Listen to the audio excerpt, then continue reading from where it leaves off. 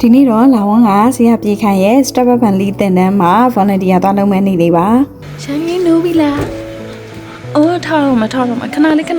လာဝန်းတို့တင်တန်းမှာလူပေါင်းအယောက်900ကျော်ရဲ့ transformation အတွက်ကူညီဖို့ရသမီးငယ်လေးကလည်းမနေ့4နာရီခွဲအစောကြီးထားပေးရပါတယ်တင်တန်းမသွားခင်မှာသမီးလေးကိုသူ့ဖွားဖွားအိမ်ကိုအိမ်ဆောင်ဖို့ပို့ပေးထားရပါတယ်အိမ်ဆောင်မကလေးလေးမျက်နှာလေးပြပါအောင်ပြုံးနေရပါဗမေသမီးလေးအိမ်ဆောင်နေပြီနော်သမီးနော်မမေလူတွေအများကြီးတော့ကူညီမယ်နော်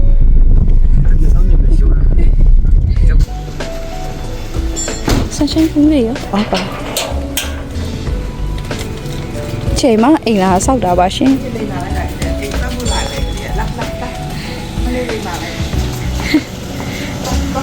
သူပြောလိုက်တည်တယ်တော့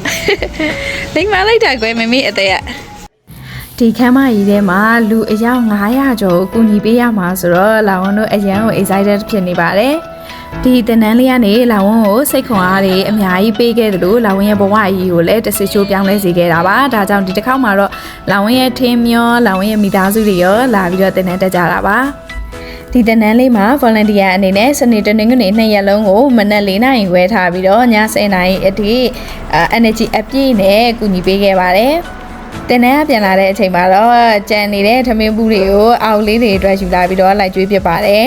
ဒါလေးကတော့လာဝန်းတို့ရဲ့ volunteer အနေနဲ့ဖြတ်သန်းရတဲ့တနေ့တာပုံစံလေးပါဝန်းတို့ရဲ့ဆရာပြေခိုင်ရဲ့အနာမှာအခုလို volunteer လုပ်ခဲ့တာ3နှစ်ရှိသွားပါပြီအခုမှသာမိသားစုတွေစုံလို့ဗီဒီယိုလေးအမှတ်တရတင်ပြတာပါအောက်လေးတွေကိုအစာကျွေးပြီးပြီဆိုတော့သမီးငယ်လေးစီပြန်ပါမယ်သမီးလေးကတော့တနေ့ကုန်မမေမရှိတဲ့အခါကျတော့ညဆိုလို့ရှိရင်သူ့ကိုလာပြန်ကြိုမဲ့အချိန်လေးကိုညှော်နေရှာပါတယ်